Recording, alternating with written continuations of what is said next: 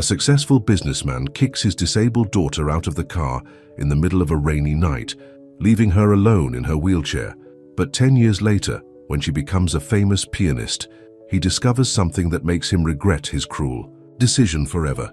But before we continue with this story, don't forget to subscribe and comment below from where are you watching from today. The expensive leather seats of Ricardo Alvarez's Mercedes couldn't comfort him tonight. His hands gripped the steering wheel so tight, his knuckles turned white. Next to him, his teenage daughter Sofia sobbed quietly, her wheelchair folded in the back seat. "Stop crying," Ricardo snapped, his voice echoing in the car. "This is exactly why we can't have you at these events anymore. You embarrassed me in front of everyone." Sofia wiped her tears with shaking hands. "I'm sorry, Dad, I didn't mean to drop the glass. My hands, they're still not strong enough sometimes." "Not strong enough? It's been 2 years since the accident. When will you stop using that as an excuse?" Ricardo's words cut through the air like knives. The charity gala had been ruined in his mind by Sofia's accident with the champagne glass. The stares, the whispers, the pitying looks from his business associates. He couldn't take it anymore. The rain started falling harder as they drove along the empty highway. Sofia's quiet sobs mixed with the rhythmic sound of windshield wipers. Ricardo's mind raced with thoughts of all the business deals he'd lost, the partnerships that fell through, because he had to care for his daughter after her mother's death and Sofia's accident. Without warning, Ricardo pulled over to the side of the road. The headlights cut through the darkness, illuminating the empty stretch ahead. "Get out," he said, his voice cold and final. "What?" Sofia's eyes widened with fear. "Dad, please." "I said get out." Ricardo got out of the car, walked around to Sofia's door and yanked it open. The rain soaked through his expensive suit as he roughly pulled her wheelchair from the back. He unfolded it with angry, jerky movements. "Daddy, please don't do this," Sofia begged as he lifted her from the car and placed her in the wheelchair. Her summer dress was already soaked, her long, dark hair plastered to her face by the rain. "I'll try harder, I promise." Ricardo didn't look at her face. He couldn't. Instead, he walked back to the driver's side, got in and started the engine. Through the rearview mirror, he caught one last glimpse of his 16-year-old daughter, sitting alone in her wheelchair on the side of the highway, her hands reaching out toward his departing car. "It's better this way," he muttered to himself, as Sofia's figure grew smaller in his mirror. "She'll be found soon enough. I can't let her drag me down anymore." The next morning, Ricardo sat in his home office, nursing a glass of whiskey. The morning news played on the TV in the background. His phone had been ringing non-stop. Police, relatives, family, friends. He'd told them all the same story. Sofia had run away after their fight. He was worried sick. Please help find her. But deep inside, a voice screamed at him. What kind of father abandons his child? What kind of monster had he become? Weeks turned into months.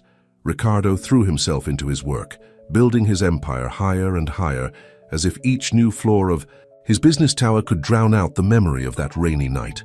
He told everyone Sofia had been sent to a special school abroad. Eventually, people stopped asking. Yet every night in his dreams, he saw her face in the rearview mirror, those eyes full of hurt and betrayal, those outstretched hands begging him to come back. But dreams were all he had left now, that and the growing fortune that felt more meaningless with each passing day. 10 years passed this way, with Ricardo becoming one of the most powerful men in the city. His name graced buildings and charity foundations, but none of it filled the void left by his greatest sin. He'd convinced himself Sofia was better off without him, that someone must have found her that night, that she was living a good life somewhere far away. He never imagined that fate would prove him both right and wrong in the most unexpected way. That rainy night could have been the end of Sofia Alvarez's story, but fate had other plans. Martha and Joe Peterson were driving home from their small music shop when their headlights caught something unusual on the side of the highway. At first, they thought their eyes were playing tricks on them. Who would be out in this weather? But as they got closer, they saw her, a teenage girl in a wheelchair, soaked to the bone, shivering in the cold. "Oh my Lord," Martha gasped as Joe pulled over. She rushed out with an umbrella, her heart breaking at the sight of the girl's tear-stained face. "Sweetheart, what happened? Are you hurt?" Sofia could barely speak through her chattering teeth. My father, he left me here." Joe and Martha exchanged shocked looks. In their 30 years of marriage, they'd never encountered something like this. Without hesitation, They helped Sophia into their old station wagon, folded her wheelchair into the back, and took her home. Their modest house above the music shop wasn't much, but it was warm and dry. Martha ran a hot bath while Joe made hot chocolate. As Sophia sat wrapped in blankets, wearing Martha's old flannel pajamas, she told them everything about the accident that left her paralyzed, about losing her mother, and about her father's growing resentment. "I just wasn't good enough anymore," Sophia whispered, staring into her mug. "Not after the accident." Martha sat next to her on the couch, wrapping an arm around her shoulders. "Now you listen to me, young lady. There's nothing wrong with you. Some people just don't know how to handle life's challenges. That's their weakness, not yours." In the following days, the Petersons reported what happened to the police. They were shocked to discover that Ricardo Alvarez had already filed a missing persons report, claiming Sophia had run away. His influence in the city was so strong that, even when Sophia told the truth, nothing came of it. The case was quietly closed. "We'll be your family now," Joe told Sophia one morning over breakfast. "That is, if you want to stay with us." Sophia's eyes filled with tears, but this time they were tears of joy. For the first time since her mother's death, she felt safe. Life with the Petersons was different from everything Sophia had known. Their home wasn't a mansion, and they didn't have servants or expensive cars, but they had something more valuable: love, patience, and music. The music shop below their apartment was filled with instruments of all kinds, and students came and went all day long for lessons. One afternoon, while Martha was teaching a violin class, Sophia wheeled herself to the old piano in the corner. She'd taken lessons as a child, but had given up after the accident. Now, hesitantly, she placed her fingers on the keys. The first few notes were shaky, but something awakened inside her.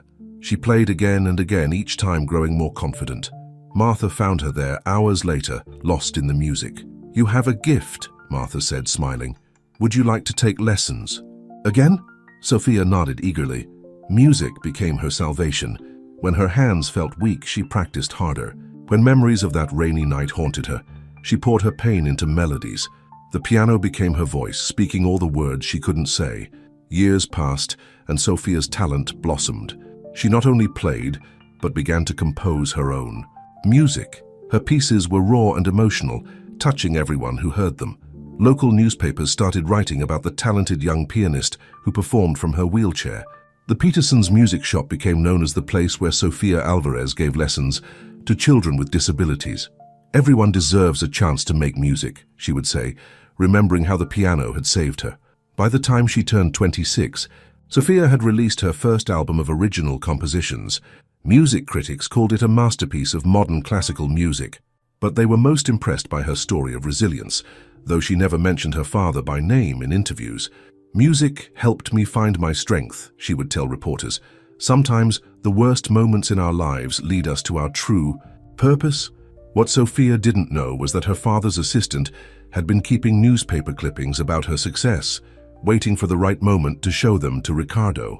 The moment when the mighty Ricardo Alvarez would have to face the daughter he'd tried so hard to forget. Ricardo Alvarez sat in his corner office on the 50th floor of Alvarez Tower, surrounded by the trappings of success. Awards lined the walls, and through the floor-to-ceiling windows, he could see half the city, a city where his name meant power and respect. But none of it brought him peace. Carmen, his assistant of 15 years, knocked on his door that morning with a strange look on her face. She carried a thick manila envelope. "What is it, Carmen?" Ricardo asked, barely looking up from his computer. "Sir, there's something you need to see." Carmen's voice trembled slightly. She'd been holding on to this information for months, watching her boss spiral deeper into his loneliness, despite his growing wealth. She placed the envelope on his desk. Ricardo opened it, and dozens of newspaper clippings and magazine articles spilled out. His heart stopped when he saw the first headline, "Rising Star Sophia Alvarez Sells Out Concert Hall." "What is this?" His voice was barely a whisper. "Your daughter, sir. She's become quite famous in the music world. These are just from the past year." Ricardo's hands shook as he spread the articles across his desk. There she was, his Sophia, all grown up. The photos showed a beautiful young woman seated at grand pianos, her dark hair falling past her shoulders, her smile radiant. She looked so much like her mother, it hurt. "She's performing tonight," Carmen said softly, "at the Grand Theater downtown." Ricardo stared at the concert announcement. "Sophia Alvarez, a night of original compositions." the same theater where he had corporate box seats he never used. "Cancel my meetings for the day," he said, his voice rough with emotion. Alone in his office, Ricardo read every article. Each word was like a knife twisting in his gut. Prodigy overcomes tragedy. Composer finds strength through adversity. Sofia Alvarez inspires disabled youth through music program. One interview caught his eye. The reporter had asked Sofia about her background. "I lost my mother when I was young," Sofia had said. "Then after my accident, I lost everything else. But I was blessed to find a new family who showed me that love doesn't keep score of your achievements. They taught me that everyone deserves a chance to be heard." Ricardo's eyes burned with tears. He remembered that rainy night. The last time he'd seen her, he'd told himself she was better off without him, that someone would find her. But reading about the life she'd built from the ashes of his cruelty made him realize what a coward he'd been. That evening, Ricardo sat in the back of his corporate box at the Grand Theater, hidden in shadows. When Sofia wheeled onto the stage, the audience erupted in applause. She wore a midnight blue evening gown that sparkled under the stage lights. Sofia began to play, and Ricardo's world stopped. The music was unlike anything he'd ever heard, raw, powerful, filled with pain, but also hope. Each note told a story of loss, betrayal, and triumph. In one piece, he recognized the rhythm of raindrops, and his chest tightened with shame. Tears streamed down his face as he watched his daughter pour her soul into the music. All these years, he'd tried to fill the void she'd left with money and power. But sitting there, listening to her play, he realized he'd been running from the greatest treasure he'd ever had. After the concert, Ricardo stood in the shadows of the theater's side entrance, watching as fans gathered around Sofia. She signed autographs and spoke with everyone, especially the children in wheelchairs who looked at her with admiration. An elderly couple stood protectively near her. The music shop owners mentioned in the articles, the people who'd given Sofia the love and support he should have provided. They looked at her with such pride, such genuine affection, that Ricardo felt like an intruder. Back in his car, Ricardo pulled out his phone and looked up Sofia's music foundation. The website showed photos of her teaching children with disabilities, organizing concerts and raising money for music education. She turned her pain into purpose, while he'd turned his guilt into gold. That night, Ricardo couldn't sleep. He paced his penthouse apartment, Sofia's music playing in his head. On his desk lay a letter he'd started writing a dozen times. "Dear Sofia, your father is a coward who didn't deserve you." But the words felt hollow. How could he possibly explain or apologize for what he'd done? How could he dare to ask for forgiveness when he couldn't even forgive himself? As dawn broke over the city, Ricardo made a decision. He wouldn't approach Sofia directly. He hadn't earned that right. Instead, he would find a way to help her foundation anonymously. Maybe, just maybe, if he proved he'd changed, there might be hope for redemption. What Ricardo didn't know was that fate was about to force his hand, bringing father and daughter face to face in a way neither of them could have anticipated. Maria Torres had worked at Sofia's Music Foundation for 3 years, managing the donations and paperwork. She'd seen many generous gifts come through, but nothing like this. Her hands trembled as she stared at the check on her desk, $1 million, signed by an anonymous donor. "Miss Sofia," Maria called out, rushing to the practice room where Sofia was finishing a lesson with a young student. "So you need to see this." Sofia wheeled over to examine the check, her eyes widening. Anonymous, no name at all, just a note. Maria handed her the letter that came with the donation. It read, "To help more children find their voice through music." What Sofia didn't know was that Ricardo had spent weeks planning this donation. He'd created a separate company just to hide his identity, making sure nothing could be traced back to him. But this was just the beginning. Over the next few months, more mysterious gifts arrived at the foundation. New pianos appeared overnight. Scholarships were funded. Rent for the next 5 years was paid in advance. Each gift came with the same message about helping children find their voice. Sofia was moved by the anonymous donor's generosity, but something about the messages tugged at her heart in a way she couldn't explain. She shared her feelings with Martha one evening as they closed up the music shop. "It's strange," Sofia said, organizing sheet music. "These gifts, they feel personal somehow, like whoever's sending them knows me." Martha watched her adoptive daughter carefully. "Does that worry you?" "No," Sofia smiled. "It feels like someone's trying to make up for something." Meanwhile, Ricardo had become obsessed with Sophia's foundation. He attended every public concert from his hidden box seat, watching his daughter shine brighter with each performance. He read every article about her work, collected every program, and kept track of every student she helped. Through his corporate connections, he quietly arranged for Sophia's foundation to be featured on major news networks. He made sure her fundraising events got prime coverage, all while staying in the shadows, watching his daughter's influence grow. But fate had other plans. One morning, Ricardo's phone rang. It was Carmen, his assistant. "Sir, there's a problem with the latest donation to the foundation." Ricardo's heart raced. "What happened?" "The shell company. Someone at the bank made a mistake. They included your personal information in the transfer documents." Ricardo felt the blood drain from his face. After all these months of careful planning, one clerical error could expose everything. He rushed to his car, hoping to reach the foundation before Sophia saw the documents. But as he pulled into the parking lot, he saw her sitting by the entrance, holding the papers in her hands. Even from a distance, he could see she was crying. Ricardo gripped his steering wheel, his knuckles white, just like that night, 10 years ago. But this time he wouldn't drive away. He couldn't. With trembling hands, he got out of his car. Sophia looked up at the sound of his footsteps, and their eyes met for the first time in a decade. The papers fell from her hands, scattering in the wind. "It was you," she whispered, her voice carrying across the empty parking lot. "All this time." Ricardo stood frozen, his expensive suit feeling like armor that couldn't protect him from this moment. Everything he'd planned to say, every carefully rehearsed word of apology, vanished from his mind. Behind Sophia, the door opened. Martha Peterson stepped out, took one look at Ricardo, and her face hardened with recognition. She moved protectively towards Sophia, but Sophia held up her hand. "It's okay, Martha," Sophia said, her voice stronger now. "I need to hear what he has to say." Ricardo took a step forward, then another. Each step felt like walking through deep water, heavy with the weight of years of guilt and regret. When he finally stood before his daughter, he did something he hadn't done in decades.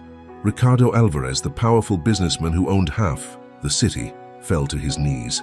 "Sophia," he choked out, tears streaming down his face. "I don't deserve to be here. I don't deserve to be anywhere near you. But I need you to know. I need you to understand." But before he could finish, a crowd of reporters burst into the parking lot, cameras flashing. Someone had tipped them off about the mysterious donor's identity. The secret was out, and now the whole world would know the story of Ricardo Alvarez and the daughter he abandoned. Sophia stared at the approaching media circus, then back at her kneeling father. In that moment, she had to make a choice that would change both their lives forever. Billionaire's secret shame, Ricardo Alvarez abandoned disabled daughter. Music prodigy Sophia Alvarez, the truth behind her rise to fame. Father's guilt, $1 million donations to buy forgiveness. The headlines screamed from every newspaper stand in the city. Sophia sat in her apartment above the music shop, surrounded by Martha and Joe, watching the media frenzy unfold on TV. "We can put a stop to this," Joe said, his face red with anger. "Just say the word and we'll tell those vultures to leave you alone." Sophia shook her head, her fingers absently playing with the charm bracelet Martha had given her on her 18th birthday. "No, maybe this needed to happen." The scene in the parking lot had become chaos after the reporters arrived. Martha had wheeled Sophia back inside, while Joe held the media at bay. Ricardo, still on his knees, had been surrounded by flashing cameras until his security team rushed in to escort him away. Now, 24 hours later, the story was everywhere. Old photos of Sophia as a teenager, before the abandonment, were splashed across TV screens. Someone had even found security camera footage from the charity gala the night Ricardo left her, the last time they'd been seen in public together. Sophia's phone wouldn't stop ringing. Talk shows wanted interviews. Journalists wanted exclusives. Even Hollywood producers were calling, wanting to buy the rights to her story. "You don't owe them anything," Martha said firmly, turning off the TV. "And you certainly don't owe him anything." But Sophia wasn't so sure anymore. The look in her father's eyes when he knelt before her, it haunted her. For years she'd imagined this moment. In her darkest times, she'd fantasized about publicly shaming him, about making him feel the pain she'd felt that rainy night. Now that she had the power to do just that, something held her back. Carmen, Ricardo's assistant, had come by that morning with a letter. Sophia held it now, still unopened. Through the expensive envelope, she could feel the weight of 10 years of silence. "Do you want us to stay while you read it?" Martha asked gently. Sophia squeezed her adoptive mother's hand. "No, I need to do this alone." After Martha and Joe left, Sophia wheeled herself to the piano, her safe place. With trembling hands, she opened the letter. "My dearest Sophia, there are no words to justify what I did. Every day since that night, I've lived with the knowledge that I committed an unforgivable sin. I told myself you were better off without me, and looking at the amazing woman you've become, perhaps that was true. I don't ask for forgiveness, I don't deserve it, but I need you to know that my donations weren't an attempt to buy your love back. They were the only way I could think of to honor the extraordinary person you've become, despite my cruelty. The press will want a story. They'll want to paint me as a monster or try to create a heartwarming tale of redemption. The truth is, I am a monster who doesn't deserve redemption. Whatever you choose to tell them, I'll accept it. It's the least I can do. All I ask is that you don't let this hurt your foundation. I've instructed my lawyers to transfer ownership of all donated assets directly to you, with no strings attached. Your work is too important to be tainted by my shame." With deep regret and endless admiration, Ricardo Sophia placed the letter on her piano, her tears falling on the keys. Outside, she could hear reporters calling her name, cameras clicking through the shop windows below. Her phone buzzed. A text from Maria at the foundation. "The children are asking about you. They're worried their music lessons will stop because of all this." Sophia closed her eyes, remembering all the young faces who looked up to her, who found hope in music, just as she had. She thought about her own journey, about the nights she'd spent crying in this very room, asking why her father had thrown her away. But she also remembered what she told every child who came to her foundation. Music isn't about the pain we carry, it's about the strength we find to keep playing anyway. Sophia opened her eyes and wheeled herself to her desk. She picked up the phone and dialed the number Carmen had left. "Mr. Alvarez's office," Carmen answered. "This is Sophia," she said, her voice steady. "Tell my father. Tell him to meet me at the foundation tomorrow morning. Just him. No press, no security." "Of course, Miss Alvarez. Any particular time?" Sophia looked at the piano, where she'd composed her first song after the abandonment, a piece she'd never played in public. 9 a.m. and tell him to be ready to listen." After hanging up, Sophia wheeled back to her piano. Her fingers found the keys and she began to play that old composition, a song of loss, of pain, but also of the kind of love that could survive even the darkest nights. Below, the reporters kept shouting questions through the windows, but Sophia didn't hear them anymore. She was already composing a new piece in her head, one that would either bridge the gap of 10 years or close it forever. The foundation building was empty at 8:45 a.m. Sophia had asked all staff to come in late today. She sat at the grand piano in the main practice room, her fingers resting lightly on the keys, waiting. At exactly 9 o'clock, she heard the front door open, then footsteps, slow, hesitant. Ricardo appeared in the doorway, looking nothing like the powerful businessman from the newspapers. His suit was wrinkled, his tie loose, dark circles under his eyes showing he hadn't slept. "You came," Sophia said quietly, not turning away from the piano. "I'd walk through fire if you asked me to," Ricardo replied, his voice rough. Sophia's hands moved across the keys, playing a soft melody. "Do you recognize this song?" Ricardo stepped closer, listening. His face changed as the memory hit him. "Your mother. She used to play this when you were little, to help you fall asleep. You remember?" Sophia's fingers stilled on the keys. "I wasn't sure you would. I remember everything, Sophia. Every birthday, every recital, His voice broke. "Every moment before I became a monster." Sophia turned her wheelchair to face him. "Why did you really come to all my concerts?" The truth this time. Ricardo sank into a nearby chair, his shoulders slumping. "The first time was an accident. I saw you on that billboard, advertising your performance. I told myself I just wanted to see if you were okay. But then I heard you play." He wiped his eyes. "Your music. It spoke all the words I never let you say that night." "You hurt me," Sophia said simply. "Not just my body, but my soul." "I know." Ricardo's voice was barely a whisper. "No, you don't know." Sophia's voice grew stronger. "That night when you drove away, I thought I would die. Not from the cold or the rain, but from the knowledge that my own father could look at me and see nothing worth loving."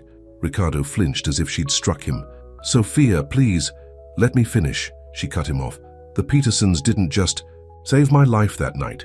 They taught me what real love looks like. They showed me that being disabled didn't make me worthless. Every time I couldn't hold a pencil, every time my hands shook too much to play a note, they stayed. They didn't run away when things got hard. Tears streamed down Ricardo's face. They're better people than I'll ever be. This isn't about them, Sophia said. This is about you and me. I need to know. Why now? After 10 years, why try to help through anonymous donations? Why not just come to me? Ricardo stood up and walked to the window, looking out at the city he'd helped build. Because I'm a coward. Every building out there, every dollar in my account, they're all monuments to my cowardice.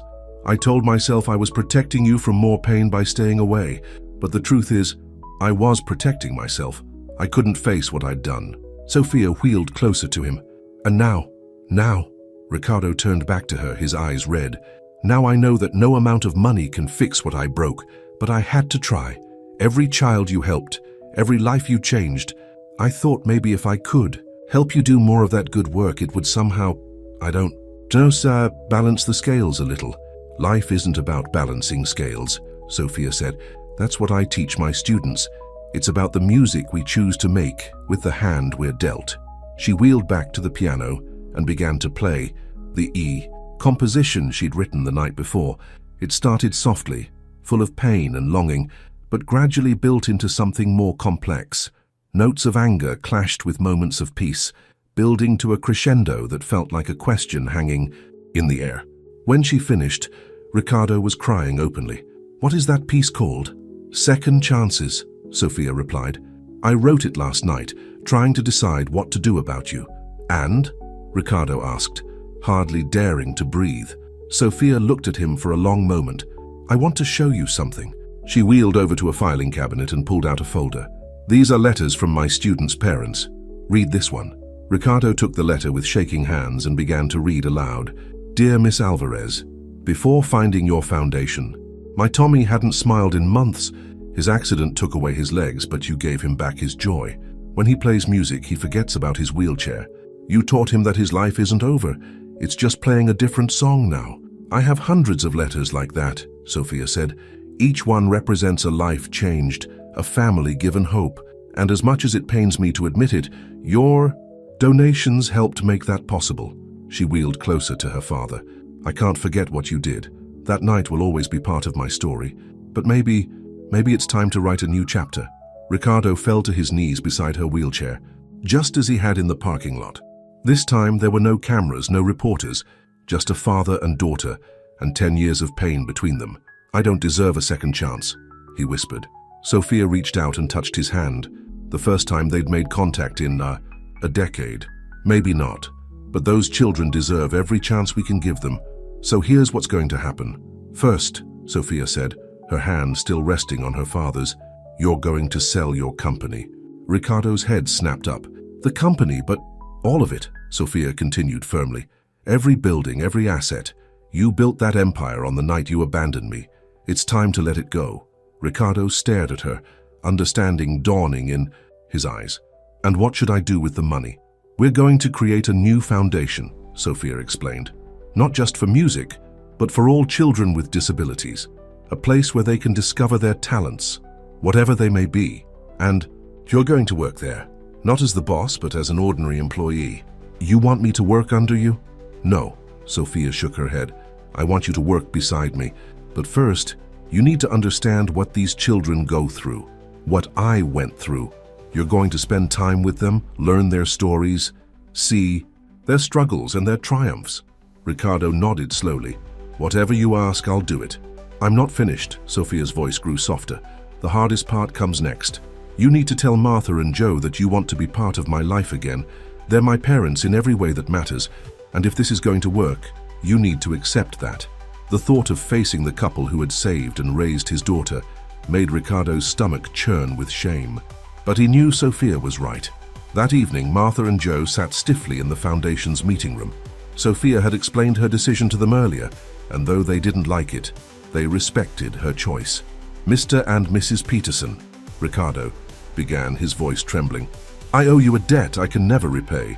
You're right about that, Joe said coldly. Joe, Martha touched his arm. Let him speak. Ricardo swallowed hard. You did what I should have done. You loved Sophia unconditionally. supported her dreams, showed her that her disability didn't define her. You were the parents she deserved. We didn't do it for you, Martha said. We did it because that's what parents do. They love their children no matter what. I know, Ricardo replied, and I'm not asking to replace you. I want to learn from you. Learn how to be worthy of having Sophia in my life again. Joe leaned forward. And what happens when things get tough? Again? When you have to choose between your comfort and her needs. That's why I'm selling. Everything, Ricardo explained. No more empire, no more hiding behind money and power. Just a father trying to make amends. Martha studied him carefully. Sophia told us about the new foundation. You understand you'll be starting at the bottom? Ricardo nodded. It's more than I deserve. The next few weeks were a whirlwind of change. Business news channels exploded with headlines about Ricardo Alvarez, one of the city's most powerful men, selling off his entire company. Speculation ran wild about his motives, until Sophia finally agreed to one television interview to explain their plans. The interview was watched by millions. Sophia, poised and elegant in her wheelchair, spoke about forgiveness and second chances. Ricardo, sitting beside her, looked humbled as she announced their new foundation, the Second Chance Center for Children with Disabilities. My father's greatest sin wasn't abandoning me that night, Sophia told the interviewer. It was believing that my disability made me worthless. Through this center, we want to show every child that they have value, that their challenges don't define them. The response was overwhelming. Other business leaders, moved by their story, pledged support. Families of children with disabilities reached out from across the country. Even some of Ricardo's former business rivals offered to help, but the real work was just beginning. Every morning, Ricardo arrived at the foundation dressed not in his expensive suits, but in simple clothes appropriate for working with children. He started in the music program, helping Sophia's students set up their instruments, learning their names, their stories. At first, the children were wary of him. They'd seen the news, knew who he was, but slowly, as they watched him struggle to learn their world, they began to accept him. One day, a young boy in a wheelchair similar to Sophia's was having trouble reaching his sheet music. Without thinking, Ricardo rushed to help. No, Sophia called out, let him figure it out. Ricardo stopped, watching as the boy worked out his own solution, beaming with pride when he succeeded. Later, Sophia explained, that's the first lesson I learned from Martha and Joe. Sometimes loving someone means letting them find their own strength. It was a hard lesson for Ricardo, but one he took to heart. Each day brought new challenges, new opportunities to prove he meant what he said about changing. Some days were harder than others. Some nights, the guilt still kept him awake. But, slowly, something began to change. The children's laughter no longer reminded him of what he'd lost, but of what he might still gain. And sometimes, when Sophia played the piano, he'd catch her watching him, a tentative smile on her face. The road to redemption was long, and Ricardo knew there would be no shortcuts. But for the first time in 10 years, he was walking that road with his daughter beside him, both of them learning to play a new song together. 3 months into their new arrangement, the Second Chance Center was thriving.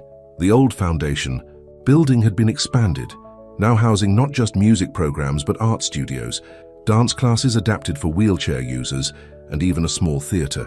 Ricardo had thrown himself into his work, learning every student's name, their dreams, their struggles. But not everyone believed in second chances.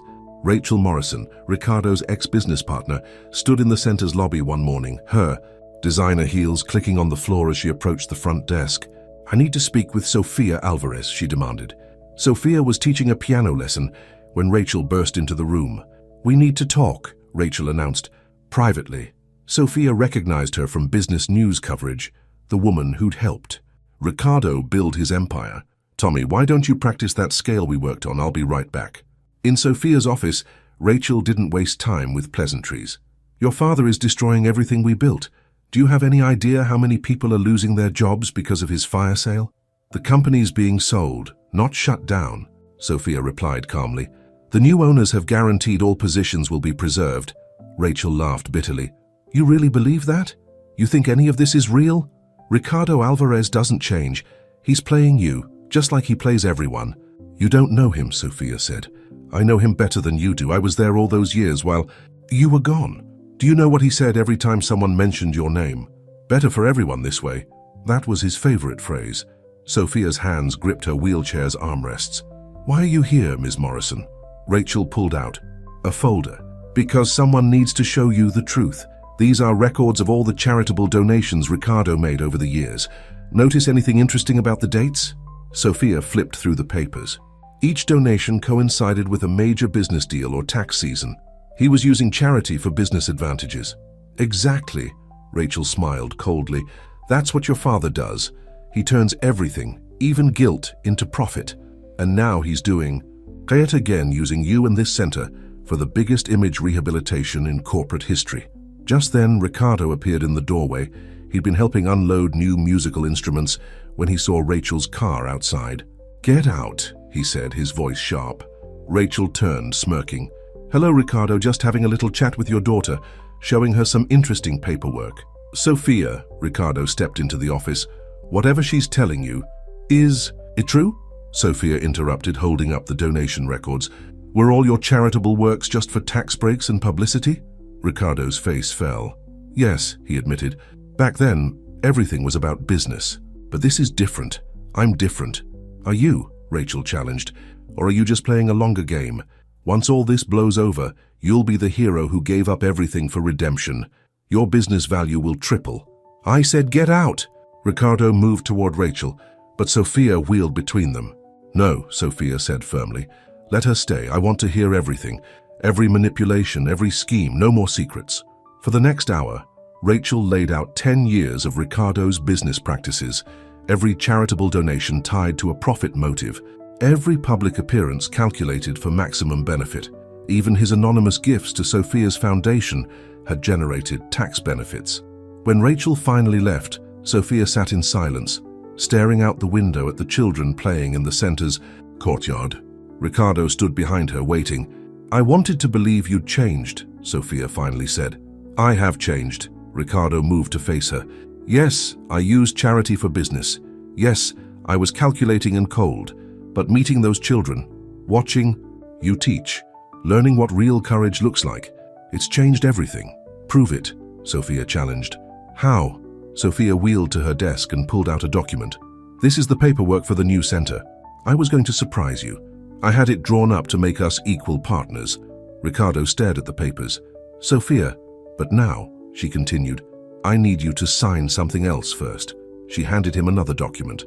"This transfers all proceeds from your company's sale to a blind trust. You'll have no control over the money. An independent board will manage it for the center." "You want me to give up everything?" Ricardo asked. "I want you to prove that this isn't another business deal, that I'm not another transaction." Sophia's voice cracked slightly. "That I'm your daughter." Ricardo looked at the papers, then at his daughter. In her eyes, he saw the same challenge he'd faced that rainy night 10 years ago. Once again, he had to choose between his wealth and his child. Without hesitation, he picked up a pen and signed. "The money never mattered," he said, pushing the signed papers back to her. "I just didn't realize it until I lost you." Sophia studied the signature, then looked up at her father. "Rachel was right about one thing. You're very good at saying the right words." "Then don't trust my words," Ricardo replied. "Trust this." He pulled out his cell phone, dialed a number, and put it on speaker. "Carmen, call the board. Tell them I'm not just selling the company, I'm donating it. All of it. To the Second Chance Center's trust." Sophia's eyes widened. The company was worth billions, far more than they needed for the center. "Sir?" Carmen's voice was shocked. "Are you sure?" "Completely." Ricardo looked at Sophia. "It's time to stop playing games and start playing music instead." After he hung up, Sophia wheeled to her piano. Without a word, she began to play Second Chances, the piece she'd written for him, but this time she patted the bench beside her. Ricardo sat down, and for the first time father and daughter played together, their music filling the center with a song of new beginnings. 6 months after Ricardo signed away his fortune, the Second Chance Center had become something neither father nor daughter had imagined possible. The trust had opened 5 new locations across the state, each one bringing hope to families who had nowhere else to turn. One morning, Sophia wheeled through the main center's halls, stopping to watch her father at work. Ricardo sat on the floor with a young girl who had cerebral palsy, patiently helping her hold a violin bow. His expensive suits were long gone, replaced by casual clothes often stained with paint from art classes or marked with the evidence of his work with the children. Just like that, Maria, he encouraged, as the girl drew the bow across the strings. Remember what Miss Sophia taught us. It's not about being perfect. It's about finding your own music. Sophia smiled, remembering when she told him those same words. The change in her father wasn't just on the outside. The harsh businessman who once measured everything in dollars and cents had been replaced by someone who understood the true value of patience, kindness, and unconditional love. Martha and Joe had noticed the change too. They still came to the center every day, teaching music and helping run programs, but their relationship with Ricardo had slowly transformed. One evening, after the children had gone home, Sophia overheard them talking in the break room. "Remember when you said people don't change?" Martha asked Ricardo, pouring him a cup of coffee. Ricardo nodded, accepting the cup with a grateful smile. "I proved you wrong?" "You proved yourself wrong," Joe corrected. The man who left Sophia that night would never have sat for 3 hours helping Tommy learn to hold a drumstick. "I was blind back then," Ricardo admitted. "I thought being disabled meant being broken. These kids, they've taught me what real strength looks like." The center's success had caught the attention of national media. A famous documentary filmmaker wanted to tell their story, but Sophia and Ricardo declined. Their work wasn't about publicity anymore. It was about the small victories they witnessed every day, like the moment when Tommy, a boy who hadn't spoken since the accident that put him in a wheelchair, suddenly sang along during music therapy. Or when Sarah, told she would never have the fine motor skills to play an instrument, mastered a specially adapted keyboard. But their greatest challenge arrived in the form of a letter from the state government. Budget cuts were threatening.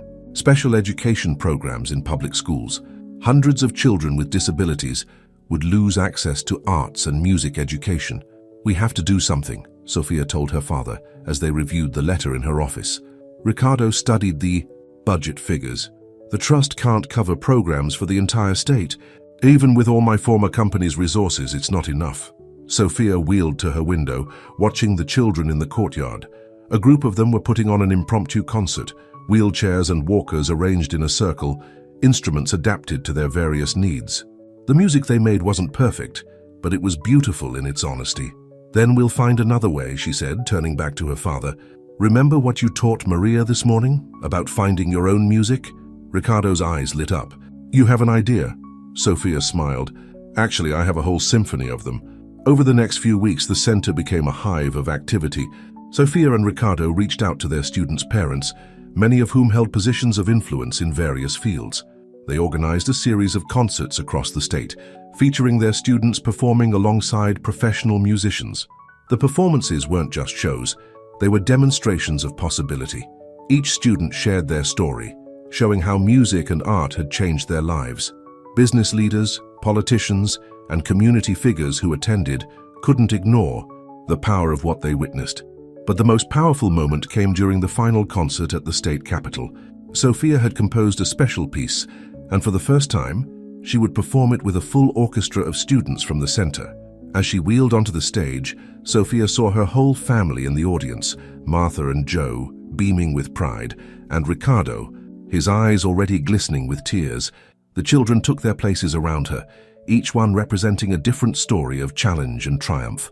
"This piece is called Family of Choice," Sophia announced to the packed auditorium. "Because sometimes the strongest bonds aren't the ones we're born with, but the ones we choose to rebuild." The music began softly, each child contributing their part, their adapted instruments blending with Sophia's piano. The melody spoke of loss and rejection, building to a moment of crisis, the rain, the abandonment, the darkness. But then, just as hope seemed lost, new themes emerged. The sound of Martha and Joe's love represented by a gentle harmony. The determination of each child who refused to be defined by their disabilities, carried by rising strings. And finally, the theme of reconciliation and redemption, played as a duet between Sophia's piano and a violin handled by Maria, the young girl Ricardo had been teaching. When the last note faded, there wasn't a dry eye in the house. The standing ovation lasted 10 minutes. More importantly, within a week, the state legislature voted to not only maintain, but increase funding for special education arts programs. That evening, as they cleaned up after the concert, Ricardo found Sophia in her old practice room above the music shop. "You know what I realized today?" he said, sitting beside her piano. "What's that?" 10 years ago, I thought I was giving up a burden. Instead, I gave up my chance to see you become extraordinary." He touched the piano keys gently. "I'll spend the rest of my life trying to make up for that mistake." Sophia covered his hand with hers. "Maybe it's time to stop thinking about making up for the past and start thinking about making the most of the future." Ricardo looked at his daughter, seeing in her face all the strength and wisdom he had once been too blind to recognize. "I'd like that," he said softly, "very much." 1 year to the day after Ricardo and Sophia's reunion in the parking lot, the Second Chance Center was hosting a very special event. The main performance hall was filled with families, students, and supporters. On stage, a banner read, "First Annual Family Concert, Celebrating New Beginnings." Sophia sat in her wheelchair backstage, watching the audience file in. Among them were faces that told the story of her journey. Martha and Joe in the front row, beaming with pride. Former students who had gone on to become teachers themselves. Parents whose children had found their voice through music. And even Rachel Morrison, who had become an unexpected ally after seeing the genuine change in Ricardo. "Nervous?" Ricardo appeared beside her, carrying a violin case. Sophia smiled. "Not about the performance, but this is the first time we're playing together in public." "Well," Ricardo adjusted his tie, the same one he'd worn the night he abandoned her, now worn as a reminder of how far they'd come. "If I mess up, just remember what you always tell the kids. It's not about being perfect," they said together, laughing. The lights dimmed and Sophia wheeled onto the stage to enthusiastic applause. Behind her, students from all 5 center locations took their places, some in wheelchairs, some with walkers, some with specially adapted instruments. "A year ago," Sophia began, "I thought my story was about loss and abandonment, but I've learned it's really about finding family in unexpected places." She gestured to Martha and Joe. "It's about people who choose to love us when we need it most." Her eyes found Ricardo. "And it's about the courage to try again when everything seems broken." Ricardo joined her on stage, picking up his violin. The instrument had been a surprise to everyone. He'd been secretly taking lessons for months, determined to share music with his daughter. "Tonight's final piece is called Rain and Rainbows," Sophia announced. "My father and I wrote it together, and we'd like to perform it with some very special musicians." The music began softly, with Sophia's piano carrying the melody of that rainy night so long ago. Ricardo's violin joined in, tentative at first, like a question seeking forgiveness. Then, one by one, their students added their parts, each one representing a different piece of the journey. Tommy, who had found his voice again through music, sang a clear, pure note. Maria, the girl with cerebral palsy, drew her bow across the strings with determination. Each child added their own voice to the symphony, creating something beautiful from all their different abilities and challenges. As the music swelled, photos began appearing on the screen behind them, children performing at the state capitol, Ricardo teaching violin, Martha and Joe giving lessons, Sophia composing with students. The final image was from that morning, the whole extended family of the Second Chance Center, hundreds of smiling faces showing the true meaning of acceptance and love. The piece ended with a duet between father and daughter, their instruments weaving together in a melody of reconciliation and hope. When the final note faded, there was a moment of perfect silence before the audience erupted in applause. Later that evening, after the crowds had gone home, Sophia found her father sitting alone in the practice room where they'd had their first real conversation a year ago. "Do you ever regret it?" she asked. "Giving up everything?" Ricardo shook his head. "I didn't give up everything. I finally found everything that matters." He pulled an old photo from his wallet, Sophia as a little girl, sitting at her first piano. "I kept this all these years. Even when I convinced myself I was better off without you, I couldn't let it go." Sophia wheeled closer, taking the photo. "You know, for years after that night I was angry, not just at you, but at life for taking away my ability to walk. I thought my story would always be about loss. And now I know that sometimes our greatest challenges lead us to our greatest purpose." She gestured around the room. "Every child who comes through these doors learns that their difference is their strength. And I learned that forgiveness isn't about forgetting the past. It's about choosing to build a better future." Ricardo knelt beside her wheelchair, just as he had a year ago in the parking lot. But this time there was no shame in his eyes, only love and gratitude. "I don't deserve you, Sophia." "No," she agreed with a smile, "you don't. But family isn't about deserving. It's about choosing to love anyway. She took his hand. That's what Martha and Joe taught me, and now we get to teach it to others. Through the window, the setting, sun painted the sky in brilliant colors. In the courtyard below, a few students were still practicing, their music floating up like a promise of better days ahead. Ready to go home? Ricardo asked, standing up. Martha insisted on cooking dinner for everyone. Sophia nodded but paused at the door. Dad? Yes? That rainy night. It broke something in both of us. I know, he said softly. But look, what we built from the broken pieces. She gestured to the center around them, to the lives they'd touched, to the family they'd created. Sometimes the most beautiful music comes from healing old wounds. As they left the center together, there, shadows merging in the golden light, Sophia began humming their duet. Ricardo joined in, their voices blending just as their lives had, not perfectly but beautifully in their own unique way. The story of Sophia and Ricardo Alvarez wasn't just about redemption anymore. It was about the power of music to heal, the strength of love to transform, and the truth that every ending can become a new beginning, if we're brave enough to play a different tune. In the distance, thunder rumbled, just like that night 10 years ago. But this time, father and daughter headed home together, their hearts full of music and the knowledge that some bonds once restored can never truly be broken again. The end.